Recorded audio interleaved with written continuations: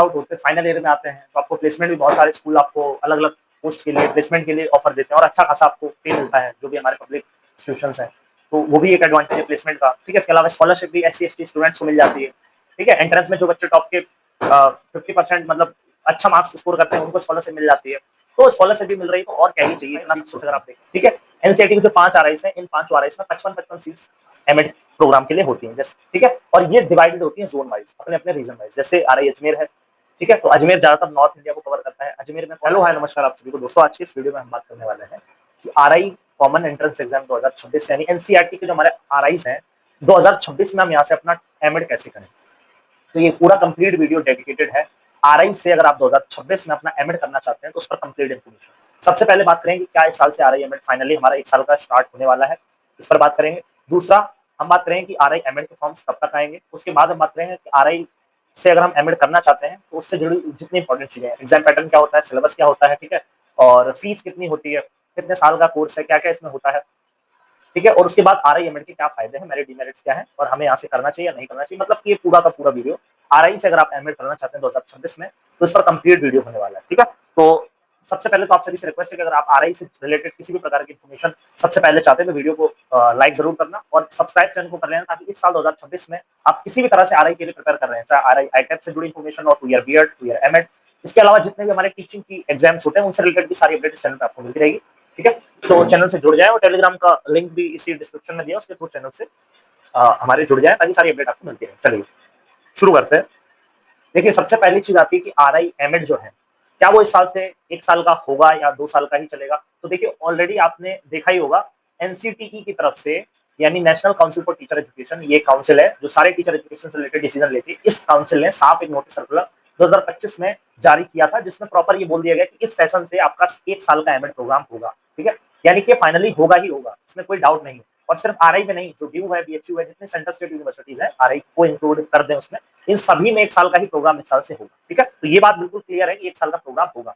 इसके अलावा मैं आपको ये भी बता देता हूं कि अगर जो एमएड प्रोग्राम जो है अगर मान लेते हैं कोई इन सर्विस टीचर है, कोई ऑलरेडी जॉब कर रहा है, तो एक ये भी है कि अगर आप 2 साल तक आपने मतलब आपके पास 2 से 3 साल का टीचिंग एक्सपीरियंस है, तो ये भी एनसीटीई ने प्रावधान किया है कि आप मतलब कि उस एक्सपीरियंस के बेसिस पे भी एमएड कर सकते हो, जिसे हम बोलते हैं डिस्टेंस एमएड। यानी डिस्टेंस एमएड अब तक कहीं नहीं होता था, लेकिन ये भी फ्लेक्सिबिलिटी उसमें दी गई है कि आप जॉब के बाद अगर 2 से 3 साल का आपके पास एक्सपीरियंस है तो आप जो पार्ट टाइम हमारा एमएड प्रोग्राम होता है 2 साल का, इसकी ड्यूरेशन 2 साल की रहेगी, ये आप कर सकते हैं। ठीक है, तो ये भी प्रोग्राम है। अब इस पर प्रॉपर डिटेलिंग क्या है क्या नहीं है वो बहुत जल्द एनसीटीई और जो पर्टिकुलर यूनिवर्सिटीज इस प्रोग्राम को लाएंगी वो जारी करेंगे, लेकिन इतना कंफर्म है कि इसी साल से आपका 1 साल का रेगुलर एमएड होगा और 2 साल का पार्ट टाइम एमएड उनके लिए होगा जो ऑलरेडी एक्सपीरियंस टीचर हैं, जो वर्किंग है। ठीक है, तो चलिए अब हम यहाँ पे रेगुलर बीएड की रेगुलर एमएड की सॉरी बात कर रहे हैं, तो इस पर कंप्लीट बात करते हैं कि 2026 में अगर हम आरआई से अपना एमएड करना चाहते हैं तो उसका प्रोसीजर क्या है।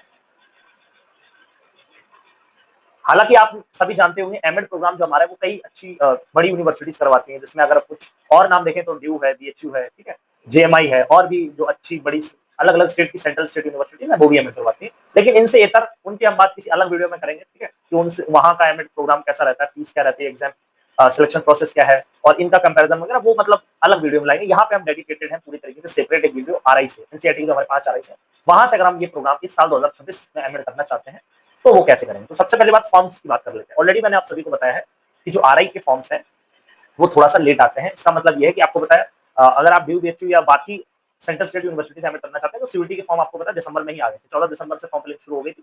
ऑलरेडी फॉर्म्स फिलिंग बंद भी हो चुकी है, वो डेट शायद 31 जनवरी तक बढ़ा दी गई। ठीक है, तो सीयूटी पीजी का आपने फॉर्म भरा होगा, उसका प्रोसेस बता रहा हूँ। उसके बाद उसका एग्जाम होगा, फिर उसका एक स्कोर कार्ड आएगा। स्कोर कार्ड की बेसिस पे जो जितनी भी सेंट्रल स्टेट यूनिवर्सिटीज है वो अपनी काउंसलिंग करेंगी और फिर वो कट ऑफ वगैरह लगाएंगे। अगर आपकी उतना कट ऑफ आ जाती है तो आपका एडमिशन हो जाएगा। ये तो हमने बात कर ली उनके लिए। सीयूटी पीजी का एग्जाम देना होगा अगर आपको किसी उन सेंट्रल स्टेट यूनिवर्सिटी से एडमिट करना है तो। ठीक है, उसका तो आप सभी ने उम्मीद है कि आप लोगों ने उसका भी फॉर्म भरा ही होगा। अब जो हमारे ये एनसीईआरटी का प्रोग्राम है जो आरआई एमएड है, क्या इसके लिए भी हमें सीयूटी देना? तो बिल्कुल नहीं। अगर आपको मतलब आरआई से एडमिट करना है तो आपको कोई भी सीयूटी पीजी के थ्रू आपको एडमिशन उसमें नहीं मिलेगा। अब इसमें एडमिशन कैसे होता है? तो इसके लिए आरआई के अपना अलग से एग्जाम करवाता है जिसको बोलते हैं आरआई कॉमन एंट्रेंस एग्जाम 2026 का। ठीक है, मतलब आरआई कॉमन एंट्रेंस एग्जाम। अब ये कॉमन क्यों है? क्योंकि ये कई सारे कोर्सेज के लिए कॉमन पेपर है। तो इसमें कौन कौन से कोर्सेज के लिए एडमिशन होता है?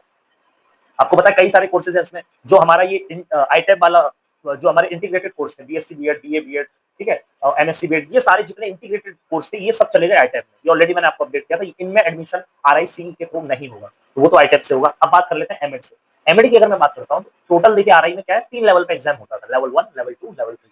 लेवल 1 होता था इंटीग्रेटेड बीएड के लिए, लेवल 2 होता था हमारे बीएड प्रोग्राम के लिए, और एमएड के लिए होता था लेवल 3 का एग्जाम। ठीक है, तो यानी इस साल से इतनी बात समझ में आ गई, जब लेवल 1 जो है वो आईटेप से एडमिशन लेगा तो लेवल 1 तो नहीं होगा। अब अच्छा लेवल 2 और लेवल 3। लेवल 2 से आपके 2 ईयर बीएड प्रोग्राम के लिए एडमिशन होगा। और ये मैं आपको बता दूं कि जो आईटेप प्रोग्राम है वही आने वाला फ्यूचर है। आईटेप प्रोग्राम जो है वही फ्यूचर है, यानी कि जो 2 ईयर बीएड है, जो हमारा बीएड है, एमएड, ये सारे कोर्सेज आने वाले टाइम में बंद हो जाएंगे। ठीक है, ये दो खासकर बीएड की अगर मैं बात करूं 2030 के बाद इसको बंद कर दिया जाएगा, क्योंकि आईटेप प्रोग्राम एनईपी 2020 के अकॉर्डिंग। ठीक है, तो अब जो हमारा लेवल 2 और लेवल 3 है, जिन दोनों के लिए फॉर्म्स आपके आएंगे अप्रैल या फिर मई में। ठीक है, बहुत हाई चांसेस है कि मई में ही आएंगे, अप्रैल लास्ट या मई इस मंथ के बीच आपके फॉर्म्स आ जाते हैं। ठीक है, और मई के बाद जून में एग्जाम हो जाता है, ज्यादा चांस है अप्रैल में फॉर्म आ जाएंगे। ठीक है, मई के बाद फिर जून में आपका एग्जाम हो जाता है, जून के बाद जुलाई, अगस्त तक रिजल्ट आता है, ये लास्ट ईयर के अकॉर्डिंग मैं बताऊं, और सितंबर तक आपकी काउंसलिंग वगैरह होकर आपका एडमिशन हो जाता है। ठीक है, तो अगर मैं ये वीडियो हमारी डेडिकेटेड, अगर आप 2 ईयर बीएड को लेकर डिटेलिंग जानना चाहते हैं कि आरआई से 2 ईयर बीएड कैसे करें, उसकी कंप्लीट इन्फॉर्मेशन, तो उसके लिए अलग सेपरेट वीडियो है, उसको जाके चेक कर लें। ठीक है, प्लेलिस्ट में जाएंगे चैनल के आरआईसी, उस प्लेलिस्ट में देख लो, आपको अलग से मिल जाएगा, उसमें बीएड को लेकर पूरी डिटेल है, उसको चेक कर लेना। सिर्फ हम एमएड की बात करेंगे। तो एमएड में अब क्या करना होगा, आपको फॉर्म भरेंगे। ठीक है, फॉर्म में आप लेवल 3 का एग्जाम देंगे। लेवल 3 में क्या आता है, तो देखिए अगर मैं बात करूं, फॉर्म भरने के लगभग 1000-1500 आसपास आपकी फॉर्म फीस होती है, वो आप भरेंगे। ठीक है, उसके बाद आपका एग्जाम होगा। अब भरने के लिए सबसे पहले कुछ इंपॉर्टेंट बात है। सबसे पहली चीज ये कि एमएड के लिए एलिजिबिलिटी क्या है, पात्रता क्या है। देखिए एमएड के लिए सिंपल सी एलिजिबिलिटी है कि आपका बीएड होना चाहिए। ठीक है, आपके पास बीएड, क्योंकि एमएड एक मास्टर्स प्रोग्राम है, तो बीएड इसके लिए कंपलसरी है। बीएड में आपके 50% मार्क्स होने चाहिए। ठीक है, तो आप एलिजिबल हो, कोई दिक्कत नहीं है, आप भर सकते हो फॉर्म। ठीक है, और 5 सीट्स होती हैं। ठीक है, एनसीईआरटी की जो 5 आरआईस हैं, इन 5 आरआईस में 55-55 सीट्स एमएड प्रोग्राम के लिए होती हैं। जैसे ठीक है, और ये डिवाइडेड होती है जोन वाइज, अपने अपने रीजन वाइज। जैसे आरआई अजमेर है, ठीक है, तो अजमेर ज्यादातर नॉर्थ इंडिया को कवर करता है। अजमेर में कौन आ जाएगा, इसमें आपका राजस्थान, दिल्ली, हरियाणा, पंजाब, जम्मू कश्मीर, ठीक है, और यूपी, ये सारे स्टेट आते हैं। आरआई भोपाल में सेंट्रल रीजन के सारे स्टेट आते हैं। तो सीट 55 है। ठीक है, हर एक आरआई में 55 सीट्स हैं, और अलग अलग स्टेट के हिसाब से वो जोन आपका है, उसी जोन में आप अप्लाई कर सकते हो, ये बात ध्यान रखें। यानी आप जिस स्टेट से हो, आप उस पर्टिकुलर आरआई में ही अप्लाई कर सकते हो। इसके अलावा यहाँ पे 2 चीजें मैटर करती हैं, आपका स्टेट क्या है और आपकी कैटेगरी क्या है। ठीक है, स्टेट और कैटेगरी के हिसाब से सीट्स डिवाइड होती हैं। जैसे आरआई, अगर मैं बात करूँ आरआई अजमेर की, तो ये सारे नॉर्थ, अगर आप नॉर्थ के इन स्टेट्स के हो जिनका मैंने नाम लिया, तो आप कहाँ पे आओगे, आरआई अजमेर में। फिर ये सीट्स जो है वो कैटेगरी वाइज डिवाइड है, general, OBC, SC, ST. For example जैसे यूपी की अगर मान लेते हैं 10 सीट है, ठीक है, 27% रिजर्वेशन होता है ओबीसी का, तो जो टोटल सीट है उसका 27% ओबीसी के लिए रिजर्व होगा। तो अलग अलग स्टेट वाइज फिर कैटेगरी वाइज कोटा डिसाइड होता है। ठीक है, एग्जैक्ट सीट डिस्ट्रीब्यूशन क्या है वो आपको मैं एक अलग वीडियो में बता दूंगा, बट लगभग एक बार ये अनुमान रहे, मतलब तो सीट्स का दोस्तों मैंने बता दिया आपको। सीट्स की अगर मैं बात करूं, जो हमारे एनसीईआरटी के 5 आ रही है, उनमें आ रही है अजमेर। ठीक है, 55 सीट्स। स्टेट और कैटेगरी वाइज डिवीजन आपको देखने को मिल जाएगा। जैसे मैं अगर बात करूं यूपी की, यूपी बड़ा स्टेट है, यहाँ ज्यादा सीट्स हैं। राजस्थान, यूपी की ज्यादा सीट्स हैं, बाकी की 1-1, 2-2, 3-3 सीट्स हैं। एग्जैक्ट सीट डिस्ट्रीब्यूशन क्या है, टेलीग्राम पे आपको अपलोड कर दिया, चेक कर सकते हैं। ठीक है, इसके अलावा अगर हम बात करें जो हमारे बाकी आ रही है, ठीक है, जैसे आ रही भोपाल है, ठीक है, यहाँ भी 55 सीट्स हैं। फिर मैसूर है, यहाँ भी 55 है। शिलोंग में 55 है। लेकिन जो आ रही भुवनेश्वर है, वहां पे सिर्फ एमएड की 36 सीट्स हैं। ठीक है, सीट डिस्ट्रीब्यूशन का क्लियर हो गया आपको। उसके बाद सबसे इंपॉर्टेंट चीज आ जाती है कि एग्जाम पैटर्न हमारा क्या रहता है, एग्जाम कैसे होता है। एग्जाम पैटर्न की अगर मैं बात करूं, एग्जाम पैटर्न टोटल आपके 80 क्वेश्चन आते हैं जो आपका एग्जाम होता है। ठीक है, इसमें आपके 80 क्वेश्चन टोटल आते हैं, सेम वही है। लेवल 3 का आप एग्जाम देंगे, 80 क्वेश्चन आएंगे, 2 घंटे का आपको टाइम मिलता है। 3 सब्जेक्ट इसमें आते हैं, जनरल इंग्लिश आती है। ठीक है, इंग्लिश वाला पार्ट आपका 20 मार्क्स की इंग्लिश, 30 की रीजनिंग, 30 का टीचिंग एप्टीट्यूड। तो आपके 80 क्वेश्चन, एक क्वेश्चन 2 नंबर का, 160 मार्क्स हो गए। और हर एक गलत उत्तर के लिए नेगेटिव मार्किंग भी है, 1/4, 0.25 की नेगेटिव मार्किंग भी आपको देखने को मिल जाती है। ठीक है, तो ये आपको मैंने बता दिया, 80 क्वेश्चन, 160 मार्क्स, 1/4 की नेगेटिव मार्किंग, 2 घंटे का टाइम रहता है, 3 सब्जेक्ट्स आते हैं, जनरल इंग्लिश। अब इसको कैसे प्रिपेयर करना है, ठीक है, इसके लिए मैं वीडियो में आपको अवेलेबल कराऊंगा कि अगर आप 2026 में आरआईसीई का एंट्रेंस देना चाहते हैं और एमएड में एडमिशन लेना चाहते हैं किसी भी आरआई, तो सेम आपको एग्जाम एक ही देना होगा, चाहे अजमेर हो, भोपाल हो। इसके लिए फ्री में कैसे तैयारी करेंगे आप, बिना किसी बैच, ठीक है, कोई बैच हमें लेना चाहिए, नहीं लेना चाहिए, कोई किताब लेनी चाहिए, कैसे हम फ्री में अपनी कंप्लीट तैयारी करेंगे, इस पर एक बहुत जल्द मैं वीडियो लेके आऊंगा। ठीक है, उसको जरूर देखिए। तो और ऑलरेडी एक वीडियो मैंने आपको प्रोवाइड करवाया, how to prepare for RIC 2026। ठीक है, उसको चेक कर लीजिए। वो वीडियो ऑलरेडी मैंने बीएड, उसमें हर एक, क्योंकि पेपर तो सभी के लिए कॉमन ही है, चाहे बीएड कोर्स हो, चाहे एमएड कोर्स हो, ठीक है, चाहे एमएससी बीएड वाले बच्चे हो जो 6 साल का प्रोग्राम है, चाहे तो बीएड एमएड वाले जो इंटीग्रेटेड 3 साल का कोर्स होता है, ठीक है, उसके लिए भी वही। तो पेपर तो सेम ही आना है, बस क्या होता है कि बीएड मतलब एग्जाम के हिसाब से थोड़ा लेवल ऊपर नीचे हो जाता है, एमएड का लेवल थोड़ा अप रहेगा, बीएड का थोड़ा कम रहेगा, है ना। तो ये है, लेवल थोड़ा बढ़ा देंगे, चीजें वही रहती है। ठीक है, तो ये वाली बात हो गई आपको। फिर एग्जाम पैटर्न की बात हो गई। इसके अलावा अगर मैं जनरली कुछ इंपॉर्टेंट चीजें बताऊं तो सबसे पहले, हालांकि उस वीडियो में डिटेल से डिस्कस किया, प्रीवियस ईयर पेपर जरूर आप चेकआउट करें। कुछ 2-4 बातें प्रीवियस ईयर पेपर के लिए टेलीग्राम पे सारे पेपर्स आपको मैंने प्रोवाइड करें, वहां से ज्वाइन कर लीजिए, पेपर्स देखें, अभी गो थ्रू करें कैसा एग्जाम आता है, ठीक है। मॉक कोई लगाने की जरूरत नहीं, अभी मैं बता रहा हूँ। सिलेबस सबसे पहले ऑफिशियली डिटेल सिलेबस इन्होंने अपनी वेबसाइट पे दिया, उसको डाउनलोड कर लें, टेलीग्राम पे मेरे मिल जाएगा, वहां से देख लो, ठीक है, कौन कौन से टॉपिक्स आ रहे हैं, और फिर देख लीजिए आपको कहाँ से प्रिपेयर करना है। इसके लिए कोई पर्टिकुलर बुक लेने की कोई जरूरत नहीं, आप वो टॉपिक देखिए आप कहाँ से पढ़ सकते हो। अगर आपको कोई बुक की बात करें, अगर आपको लगता है किसी बुक से आप वो कवर कर सकते हो, कोई भी बुक ले लो, जनरल कॉम्पिटिशन की बुक ले लो, ठीक है, एसएससी लेवल की। अगर आपको लगता है किसी बैच की जरूरत है तो यूट्यूब पे बहुत सारे आपको बैच मिल जाएंगे, टेलीग्राम पे बैच मिल जाएंगे, वहां से पढ़ के आप आराम से प्रिपेयर कर सकते हो। ये बड़े बड़े जो, ठीक है, XYZ लर्निंग जो चैनल देखने को मिल रहे हैं आपको, ये सिर्फ कोर्स बेच रहे हैं, ठीक है। तो इन सब कोर्स के चक्कर में नहीं पड़ना है, आराम से तैयारी कर सकते हो। कोई इतना बड़ा एग्जाम नहीं जिसके लिए आपको इतनी टेंशन लेनी है।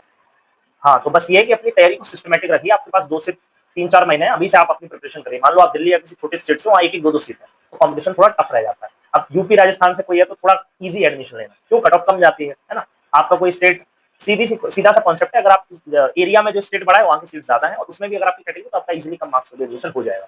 और अगर कोई ऐसा है स्टेट से बिलोंग करता है जो एरिया में स्टेट छोटा है, उसकी कैटेगरी भी जनरल है, तो उसकी कट ऑफ ज्यादा जाएगी, उसको ज्यादा मेहनत करनी है, ठीक है। तो ये वाली बात भी क्लियर है। अब जो हमारा सिलेक्शन है एग्जाम के बाद आखिर क्या होता है, तो देखो एग्जाम के बाद फिर फाइनली आपका ये लोग क्या करते हैं, आपसे मार्क्स भरवाते हैं। तो इसमें अब एमएड जो है वो एक पीजी प्रोग्राम है, तो इसमें जो आपकी क्वालिफाइंग है, ठीक है, जैसे बीएड इसमें चाहिए, तो बीएड जो आपका है टोटल, बीएड की या फिर ग्रेजुएशन जो भी आप लगाना चाहते हो, क्योंकि ये एमएड एक पीजी कोर्सेज है, तो उसके लिए आपको ग्रेजुएशन तो चाहिए ही चाहिए। और तो अब इसमें क्या रहेगा कि आपका 40-60 का रेशो रहेगा, 40% ही आपके बीएड का लेंगे, ठीक है। अब आप जिसके भी लगाना चाहें, ग्रेजुएशन या बीएड दोनों में से कोई भी अटैच कर सकते हैं, उसका ये 40% लेते हैं। माफ करिए, यहाँ पे 40-60 का रेशो में क्या रहेगा, 40% जो है, 40% आपके बीएड का लिया जाता है। एमएड करने के लिए बीएड कंपलसरी है ना, तो जो बीएड है उसकी टोटल परसेंटेज जो आपकी है उसका ये लोग 40% लेंगे, और 60% जो आप कॉमन एंट्रेंस एग्जाम दिए हैं उसका 60% लिया जाएगा। तो 40 और 60 जोड़ के आपकी कंबाइंड मेरिट तैयार होगी आउट ऑफ 100। आउट ऑफ 100 आपका, अगर मैं जनरल आपको बताऊं तो आपको टारगेट कितना रखना है, आप 70 मार्क्स का टारगेट लेके चलिए, सबसे बेस्ट है, ठीक है। हालांकि कट ऑफ 70 नहीं जाती, कहीं 65-60 पे भी सिलेक्शन हो जाएगा, कहीं कहीं हो सकता है 70 भी जाए, कुछ कुछ कोर्सेज में, ठीक है। आपको छोटा स्टेट है जनरल कैटेगरी में, 70 तक भी जा सकती है, तो बेस्ट है कि आप 70 को टारगेट लेके चलिए। बाकी अगर आप किसी यूपी से, राजस्थान से और कोई कैटेगरी है तो 60 का टारगेट भी लेके चलें, तो भी आराम से आपका एडमिशन हो जाएगा, ठीक है। तो ये उम्मीद है आपको समझ में आ गई होंगी चीजें। तो इसके बाद फिर फाइनली रिजल्ट आपका आता है, रिजल्ट में आपका ये 40-60 की बेसिस पे आपका एक स्कोर कार्ड आएगा। उसके बाद काउंसलिंग होगी, काउंसलिंग में ये लोग लिस्ट जारी करते हैं, पहले सिलेक्टेड लिस्ट आती है, फिर वेटिंग लिस्ट आती है। सिलेक्टेड लिस्ट में फाइनली जो कट ऑफ है, वो जो बच्चे क्रॉस करते हैं उनका नाम होता है, पहले उनकी काउंसलिंग होती है। अगर कोई ऐसे बच्चे, कुछ बच्चे एडमिशन छोड़ देते हैं, कुछ सीट्स वैकेंट रह जाती हैं, तो ये तब तक सीट फुल ना हो तब तक 1-2-3 वेटिंग लिस्ट निकालते हैं, फिर कम कम मार्क्स पे भी, ठीक है, ये और बच्चों को भी एडमिशन दे देते हैं, ठीक है। तो अभी अगर मैं बात करूं, अभी धीरे धीरे मतलब लोगों को अवेयरनेस हो रही है, तो हर साल इसमें भी कॉम्पिटिशन अब बढ़ता जा रहा है। तो आप अब यही आपके पास 2 से 3 महीने, अभी से जम के तैयारी में लग जाइए, ठीक है, देरी मत करिए।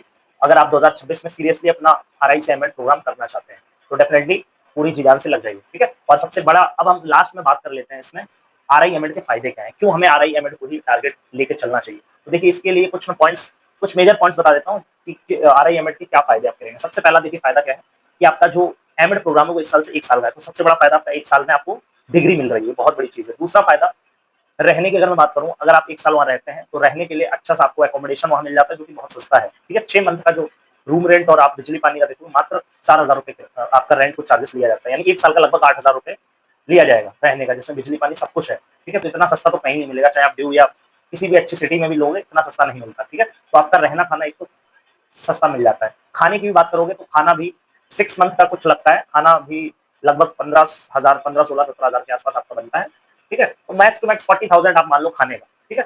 तो रहना खाना चीप है, मतलब कि चीप मतलब मैं कह रहा हूँ कि सस्ता पड़ जाता है, इतना कहीं नहीं मिलेगा। आपको 1 साल में डिग्री मिल रही है, ठीक है, आपको रहना मिल रहा है, रहना खाना आपको सस्ता मिल रहा है। इसके अलावा एकेडमिक फीस की भी अगर मैं बात करूँ, तो रहना खाना अगर आप जोड़ोगे 20-20-40, मतलब 50,000 के अंडर अंडर 40-45 के आसपास आपका रहना खाना 1 साल का पड़ेगा।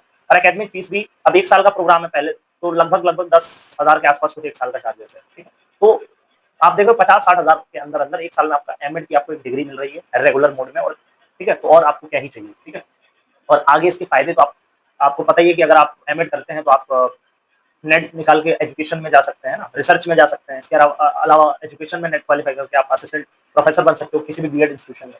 तो आप कल को किसी इंटरव्यू में बैठोगे तो वहाँ पे एक टैग काम आता है कि एनसीईआरटी से आपने एमएड किया है, जो भी प्रोग्राम किया, तो वो भी वैल्यू है। इसके अलावा प्लेस आउट होते हैं, फाइनल ईयर में आते हैं तो आपको प्लेसमेंट भी, बहुत सारे स्कूल आपको अलग अलग पोस्ट के लिए प्लेसमेंट के लिए ऑफर देते हैं, और अच्छा खासा आपको पे मिलता है, जो भी हमारे पब्लिक इंस्टीट्यूशन है, तो वो भी एक एडवांटेज है प्लेसमेंट का, ठीक है। इसके अलावा स्कॉलरशिप भी SC ST स्टूडेंट्स को मिल जाती है।